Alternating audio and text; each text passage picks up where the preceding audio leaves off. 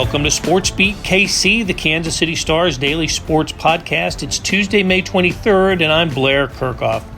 We're talking Royals baseball today with columnist Sam McDowell, beat writer Jaylon Thompson, and reporter Pete Grathoff. The Royals shuffled the batting order a little bit in the series opener with the Detroit Tigers, and when we recorded this show on Tuesday morning, they hadn't announced a starting pitcher for the day's game, so we covered those topics. But we spend most of our time discussing long-term contracts. The Royals said goodbye to Hunter Dozier on Monday, designating him for assignment, which means they'll eat about $15 million remaining on his deal that lasts 2 more years. That's relevant for a couple of reasons, the most important of which is the Royals have some young players like Vinnie Pasquantino who the team will consider locking up for the long term. What are the risks and rewards of such decisions? Sam, Jaylon, and Pete and I discuss, starting now. The gang is all here. It's great to see all of you guys, and we got some Royals baseball to talk about. Let's start with last night's game with 8-5 loss to the Detroit Tigers in 10 innings, the first game of a homestand. They had just come off of a road trip in which the Royals went 2-7, dropped the series, got swept at Milwaukee, 1-2-3 at San Diego, got swept by the Chicago White Sox, and came home. I thought they were set up to win last night with Brady Singer. Did not happen, but I thought a couple of interesting things happened, and we're going to spend a lot of time talking about one of them. That's the Hunter Dozier DFA. But first, Jaylon, I wanted to ask you about the lineup shuffling. Bobby Witt did not hit leadoff in the series opener against the Tigers. He was down 6, I think, in the order. What did Matt Quatrero say about shuffling the lineup? Yeah, Matt Quatrero, he was saying that he wanted to build the lineup to be able to kind of balance it a little bit when he was facing the Tigers pitching staff. And he had 6 lefties in the lineup. So if you kind of look at it, having Bobby Witt hit first in the lineup would mean a whole bunch of lefties would be coming up. And so he kind of balanced it by putting Nick Pratto up there as a left-handed hitter. And then you had Salvi batting third, which was a right-handed hitter. So I'd kind of break up the lefty-lefty kind of split. But personally, I think it's more of trying to give Bobby Witt a chance to, see more pitches in his sequence and kind of get back going again. After yesterday's game, I believe he's 1 for 16 in his last couple. So he's kind of struggling at the plate. So you move him down a little bit, you allow him to see more pitches, maybe have a better approach at the plate, have some traffic in front of him, because that would kind of force him to, try to hit the ball, drive some more runs in. I don't know if it's going to be a long-term fix. It might just be temporary, but that's what they were saying after the game yesterday. First time, go ahead, Sam. Go ahead. Well, so the Bobby Witt leadoff thing has been a conversation piece, I guess we'd say, in Kansas City, because he's not a prototypical leadoff hitter. But to me, it's one more sign that the Royals are not trying to win now. They want to get Bobby Witt as many at-bats and plate appearances as possible. Obviously, the leadoff hitter hits more than anybody else. But at some point, you just have to gauge whether or not it becomes part of his mentality. And like Jaylon said, he's struggling right now. And you're looking for something to change up. And potentially dropping him down will change things up. He's not going to be hitting 6th if this core group is going to be one that drives them to be a 500 team or contention. You can't have Bobby Witt Jr. hitting 6th in your lineup. He's a 2-hitter, a 3-hitter, a 4-hitter, a 5-hitter.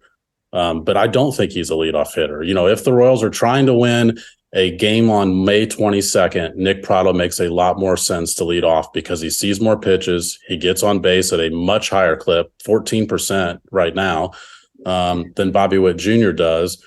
But that's not the Royals' prerogative right now. They want to give Bobby Witt Jr. as many at-bats as possible. And whatever this season entails, they've got to get Bobby Witt Jr. right. He has to be part of the solution going forward if there is going to be a solution with this group.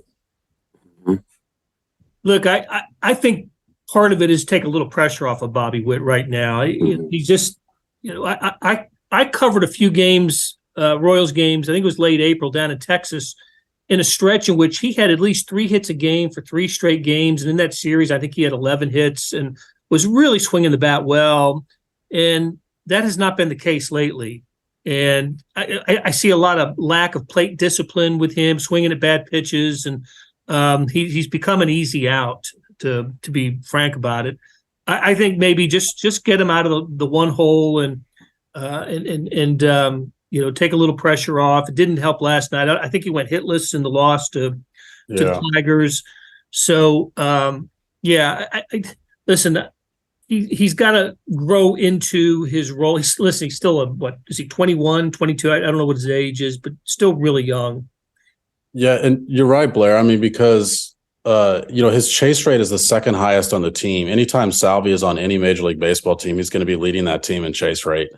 But Bobby Witt Jr. is second, and he just has to swing at better pitches. And I do think that's something that can be improved. It would be more worrisome if he was swinging and missing a lot at pitches in the zone. That is something I think you'd worry. Is it correctable?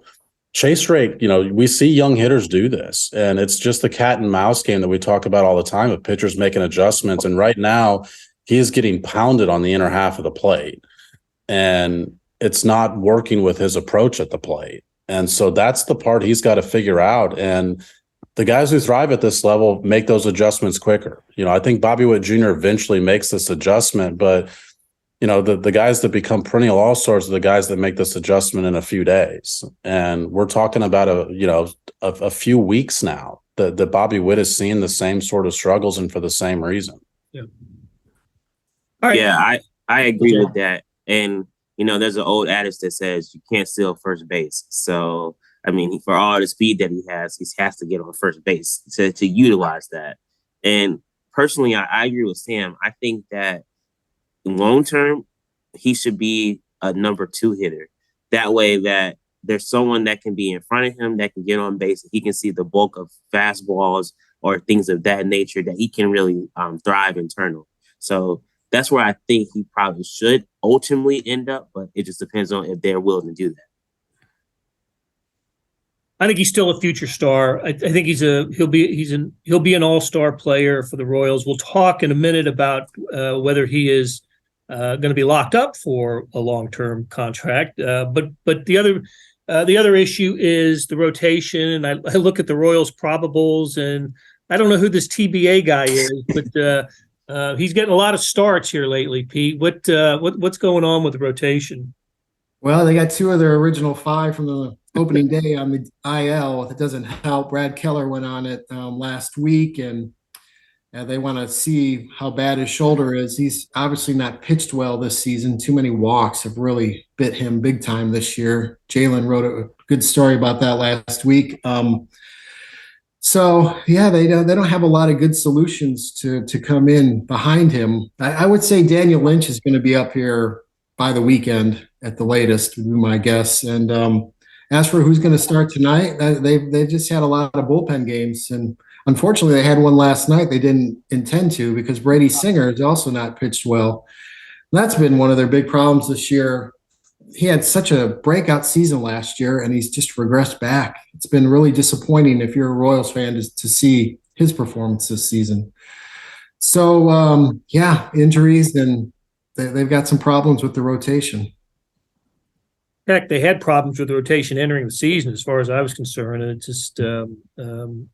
just hasn't resolved itself. But listen, at times the starters have been pretty good, and you can certainly pick out some games in which Zach Greinke has thrown well. I covered the game where his first win of the year, went 5 innings and threw 44 pitches and got the W. That was incredible. But it's just not. You're just piecing it together with the rotation now. And I know that when the Royals were building a championship team 10 years ago, they basically overhauled the starting staff from 11 and 12 into 13, 14, and 15. I think that's what's going to have to happen, right? With 1 or 2 exceptions. It's Brady Singer, what Daniel Lynch, what are their roles in this going forward? And we'll talk about that. when we come back from a break. We're taking the break early today because I do want to spend some more time talking about long-term contracts for the Royals. We'll be right back. We're back on SportsBeat KC, the Kansas City Stars daily sports podcast, and we're talking Royals baseball with beat writer Jaylon Thompson, reporter Pete Grathoff, and columnist Sam McDowell. The other big piece of news that happened on Monday was involved Hunter Dozier. He was designated for assignment, which means the Royals bid farewell to him, and unless someone picks him up, the Royals are going to eat. What is it, Pete? Is it about $15 million of his contract, something like that? Yeah, 15 or so. Yep. So the Royals signed Hunter Dozier to a long-term contract, a 4-year deal, back in 2021. He had the good season in 2019, 26 homers, about an 870 OPS, really nice season. Tied for the American League lead in triples that year with 10. So power and speed he showed, and look, he was going to be the Mike Moustakas replacement for the Royals, right? He was going to shift right in there at third base, and the Royals had that taken care of. And he has just not been the player that he was in 2019. The Royals had seen enough. It was time to bring Nicky Lopez back, and they needed to create a roster spot, and that spot was created by bidding farewell to Hunter Dozier. So, all right, let's spend a moment talking about the Dozier career. Does anybody have any idea what went wrong with Hunter Dozier and why it ended so poorly for him?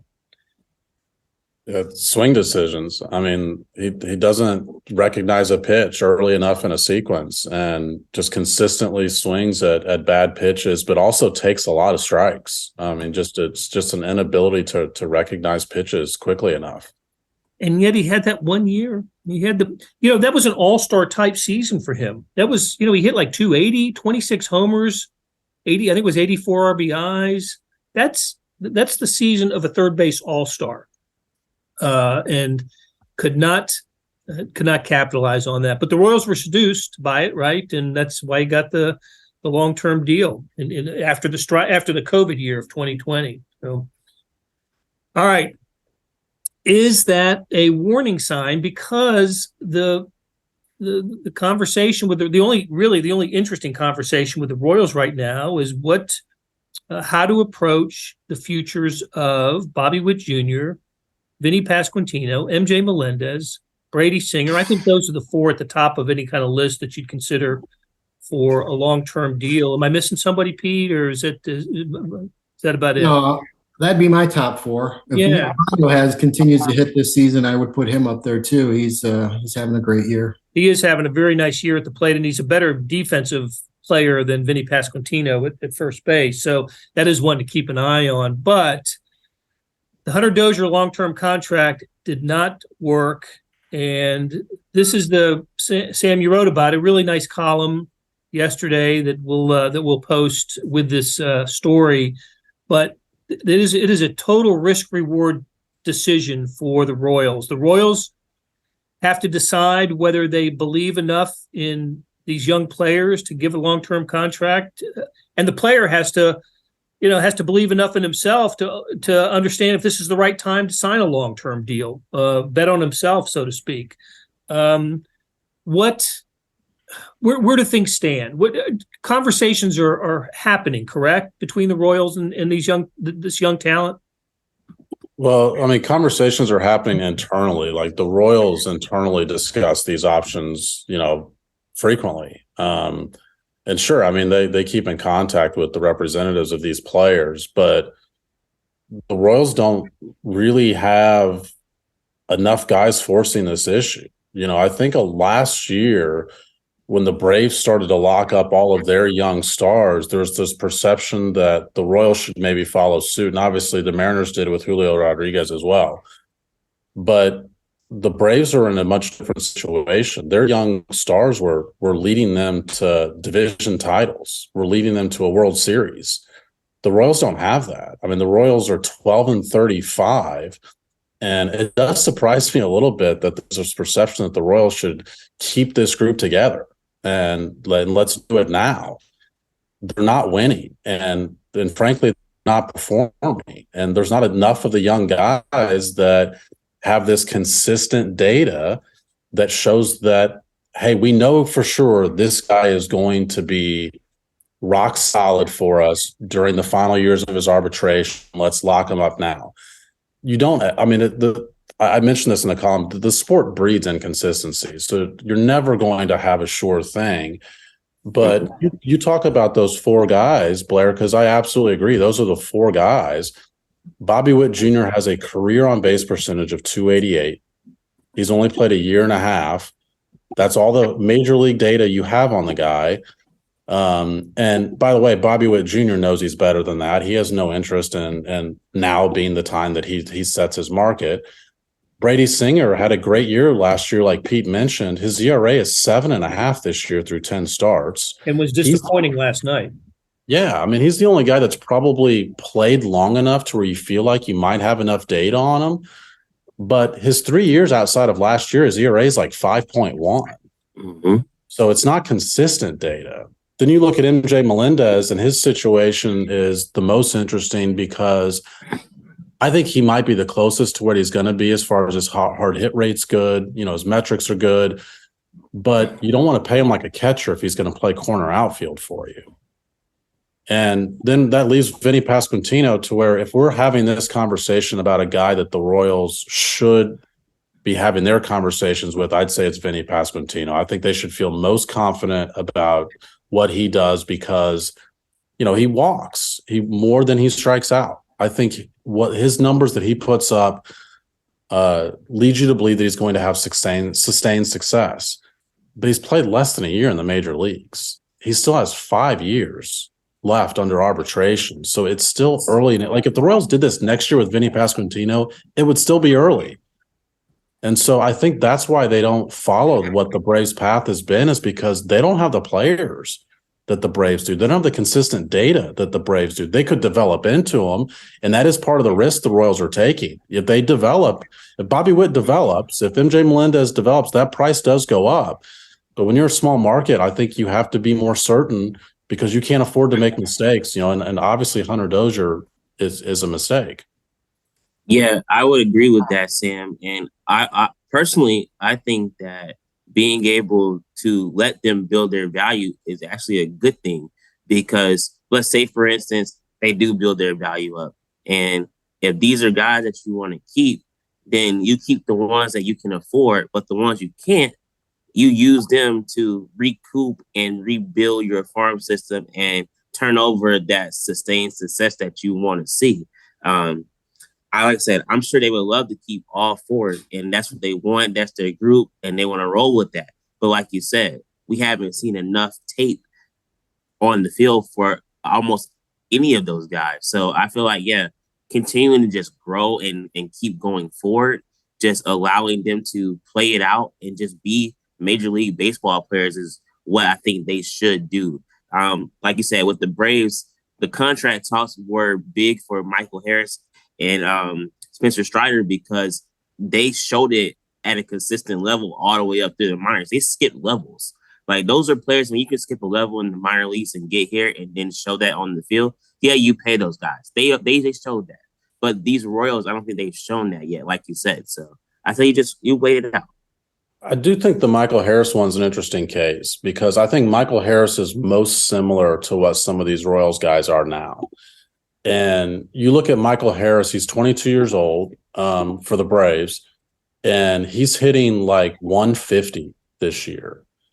And that shows you the flip side of like not all of these deals are team-friendly deals. They look that way because when you see what Xander Bogaerts signs for in the offseason, and then you compare it to what the Braves get, you know, Austin Riley for, there's a wide gap, but you're buying out arbitration years. Like you're buying out team-controlled years. It's not free agency that has forced this issue to the table. It's the team motivation and team belief in a player. But they don't all work out. The Royals just, if they do something like this, have to have a much higher percentage of them work out. Like Hunter Dozier's $9 million next year is probably not going to significantly alter the Royals' plans next offseason. But if you get two guys like that on your books that have $18 million and you're a small market team that is going to alter your ability to navigate free agency in the offseason. And another guy, we talk a lot about the Braves, but the Mariners last year with Julio Rodriguez, slam dunk player of the year, rookie of the year last year, right? They give him a $210 million contract extension buyout those years. Could be worth what, 470. And this year he's hitting 216. He's got a 687 OPS. That deal doesn't look so great now. I mean, he can turn it around. He could end up being what he was last year, going forward every year. But there's caution when you give out those big contracts. Pete, that's a great point, because it's not. I think Julio Rodriguez will end up being worth that contract, but the Mariners have already overpaid regardless, even if he does become worth that contract, because he would be cheaper today than he was when they signed that deal. And because when they signed that deal, all they had was 3/4 of a year of data on him. And now they've got a year and a half and the data is different. And, Blair, you and I talked about this last night, but Vinnie Pasquantino, Fangraphs wrote an article about his value on May 11th. And at that time, his career OPS was like 860, 870, actually, I think it was. The next 11 days, he went 3 for 37. His career OPS dropped 70 points in 11 days. And now the picture of Vinnie Pasquantino, I just would have been interested to know what they had determined his worth was if they had waited those 11 days. Because when you don't have 3 years or 3 seasons worth of playing experience, one bad week can really change your career numbers. And that's the risk when you sign a guy early on, is if you sign him at his peak, you're paying top dollar, like Pete just mentioned with Julio Rodriguez. If you sign him when he's cheap, the player probably doesn't want to come to the table at that point. Well, Pete, you've had this conversation with Vinny, right? You backed him in a corner in Chicago and demanded answers from him. What did Vinny tell you when you talked about it? Yes, I did. I jumped on him after his to ask him about his interview on Sirius XM last week, where he was asked basically the question about long-term contract. He's interested. Obviously, he's interested in signing a long-term deal. He said it takes basically 2 to tango, and from all indications there really hasn't been any discussions. JJ said late last year, they had very, very preliminary discussions on a longer deal with Witt. And I did talk to him over the weekend, JJ, and he declined to comment about any kind of talks he's had with Pasquantino. So I think Sam hit it on the head with they're having more internal talks about that more than discussion with their agents. But Vinny's open to it, and I think any player would be open to it if it's the right deal. Correct me if I'm wrong, please. But the designating Hunter Dozier was the first big financial decision the Royals have made in the John Sherman era of ownership. And whether it's to DFA and eat the money or sign a player to a long-term deal. So we don't have many clues, is what I'm trying to get at about John Sherman's ownership and when it comes to the big financial decisions. Roster-wise, yes. Obviously there's other financial pieces in play as far as them paying the minor leaguers during the COVID year. Obviously we've got a stadium in play, but I think, Blair, you're just referring to the roster stuff. And I think it's the most significant telling sign that they did not, my understanding is they did not receive any blowback at all. It was just, if you think this is the right move, then that's the right move. The salary, is a complete non-factor in a move like that. But I don't know if that's different than it used to be. I think it's perhaps a little bit of a difference, but obviously they went through this with Carlos Santana last year as well. The difference was, I think, Santana was on the final year of his deal. They felt like if he got hot, that they would be able to move him, which they did. He got hot for a month. They were able to move him to Seattle. With Dozier having $9 million on the hook next year, I don't think a 3-week stretch was going to change his market all that much. It's a good point. The reason I bring it up is the Royals' largest long-term contracts that they've ever awarded. And Alex Gordon is the most expensive. Remember, 4 years, $72 million that was signed in January of 2016. So in the afterglow of the World Series, Alex Gordon was never the same at the plate. Now, he had the injury, the terrible injury in Chicago early that season, but he just never recovered at the plate. That same offseason, around the same time, the Royals signed Ian Kennedy to a 5-year, $70 million deal. Also turned out to be cost him a first-round pick too. Yep. Bad moves. And older Royals fans like Pete and me will remember the Gil Mesh signing. That was in 2006, 5 years, $55 million. There have been other long-term deals in and around those, but those are ones that stand out to me as what happens when the cigar blows up in your face. And those are guys that all were in free agency, right? So that was at a point where there was competition for their players, and it wasn't just internal discussions on guys, but Alex Gordon signed a deal in this same situation. Like, he signed a deal to wipe out his final year of arbitration as well and move into free agency too. Whit Merrifield did that. He's still on that deal, actually. Salvador Perez did that. It's such a bargain for the team that, Dayton Moore, used his heart, I think, more than his head in ripping up his deal and giving him a new deal at that point. But they've done this before to some success. Hunter Dozier is just not one of those examples. That Gil Mesh deal was a good deal for the Royals, I thought, especially when he decided to retire and forego that last year of his. That's right. I just don't want the money. I'd rather not pitch. Here, take the $11 million. I don't want it. I don't deserve it. That was the conversation that actually happened. So, and listen, all the guys that I mentioned, the aforementioned guys, were established guys, right? I mean, they had been. Alex Gordon had just, hit the first or second most famous home run in Royals history, and Ian Kennedy had been a well-established pitcher. So this is different when we talk about the young players. It's much riskier, actually, because Gordon, Kennedy, Mesh, they all had a body of work to judge, and that's just not the case with the young talent. But one thing I like, Blair, about the new regime and how they're going about things, from what I've heard, they would hold on to veteran players and you just let them continue to stall out. But as you saw with Dozier, Franmil, Reyes, and others, they kind of got rid of them and are allowing the younger players to come here and grow and, like you say, get that valuable experience that they needed. So I think that was the big reason why they got rid of Dozier, other than the fact that, he wasn't hitting, but they wanted to give his at-bats to someone that could use them. My thing that I want to see going forward is, how do you balance the similarities between the players that you have? Because you have Nick Prado and Vinnie Pasquantino, they're both like first basemen, but one has to play outfield because, the spot is taken. You can't play them at the same time in the same spot. Same thing at shortstop, where you have Bobby Witt, you have Miguel Garcia that can play either short, second, maybe third, Nicky Lopez.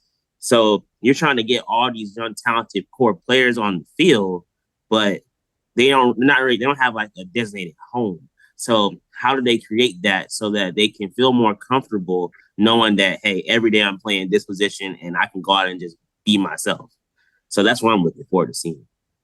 All right, guys, that's a great conversation. Really appreciate it. And we will talk Royals again soon. Maybe they'll have a winning week. I think we should leave on this stat, though. Pete, you did cover the 3 games in Chicago over the weekend. What does that bring your record to covering the Royals this season? Oh, thanks for bringing that up, Blair. Yeah, 0-13. I've been to 13 games to cover, and they haven't won. You take that out of their record, and I think they're 14-21 or 22. Oh, they're contending. They're in the heart of the Central race. They're cruising for 4th place in that kind of year. Thanks, Blair. That's amazing. So, all right, guys. Thanks a lot. We'll talk to you again soon. All right. Thank you, guys. That'll do it for today. Thanks to producer Randy Mason for putting together the show, and to our SportsBeat KC staff of Monty Davis, Jeff Rosen, and Scott Chasen. Tip of the cap to Sam McDowell, Jaylon Thompson, and Pete Grathoff for sharing their insights. Morning Sports Edition has you covered in a digital sports section way. 30 pages today on the Royals, the NBA and NHL playoffs, and so much more. Check it out at liveedition.kansascity.com. Thanks for listening, and we'll be back soon with another SportsBeat KC, where we talk sports in Kansas City every day.